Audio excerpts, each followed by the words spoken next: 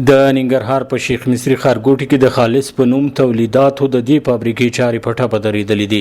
دغه فابریکې مسؤلین وایي چارې د بانکي سیستم د خرابوالي، خامو موادو نشتوالي او په اوکراین کې جګړې او ځینو نورو لاملونو له امله یې تولیداتو کچه په نشت حساب ده. دوی وایي پخوا یې 3 ډوله تولیدات درلودل او په 3 شفټو کې ورسره لسګونه کسان په دندو بوختول چې اوس یې د کارګرو شمیر هم خورا زیات راکم کړی دی.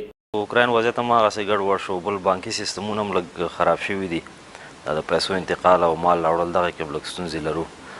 او یو د صابون بخش دی، نو صابون بخش هم موږ صابون او د غوړیو بخش سره تړلی، نو یو څه کم اندازه تولید فعلا دپاره د صابون لرو او د غوړیو او د کنجاړې برخه فعلا دپاره ولاړه.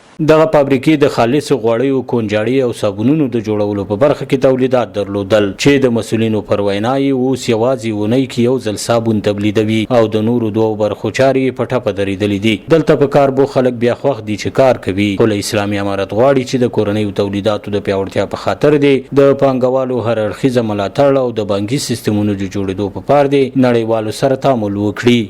مخکې موږ 80 کسانو کار کوو، اوس فعلا 8 کسان کارګر او استادان او ډریور او چوکیداران دلته پاتې یو او کار نشته دی. ولې چې دا کال 8 میاشتې کې بیخي تولید نه لرو، برق هم شته دی، موږ سهولت جوړ خو کار نشته دی موږ ته.